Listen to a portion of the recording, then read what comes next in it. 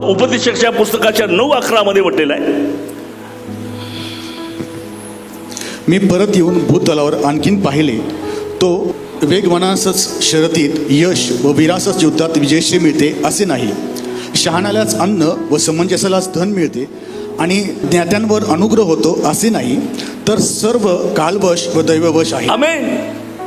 ज्ञानी या ठिकाणी असं म्हणतो की पैसा असला म्हणजेच यश मिळतं असं नाही, किंवा त्याला सगळ्या गोष्टीची भरपुरी असल्यामुळे त्याला यश मिळतं असं नाही, तर केवळ परमेश्वराची आशा धरल्यानं देवाला विजय मिळतो. आणि तो विजय दुःखदायक असत नाही.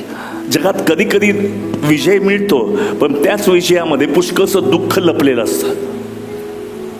अनेक प्रश्न सुटतात, परंतु त्या प्रश्न सुटल्यानंतर ज्या समस्या येतात त्या पुष्कळशा असतात. परमेश्वर तो मी तुझ्यावर अन्याय होऊ देणार नाही. Hallelujah, praise the Lord. अनेक वेळा मुलांना, तरुण मुलांना माहिती आहे की ऑफिसमध्ये कधी कधी त्याचा अन्याय होतो. प्रोजेक्ट चांगला असून सुद्धा आमच्या पाठीमागे त्याला पुढं केलं जातं, आम्हाला पाठीमाग केलं जातं. अन्याय होतो, कामावर अन्याय होतो, घरामध्ये अन्याय होतो.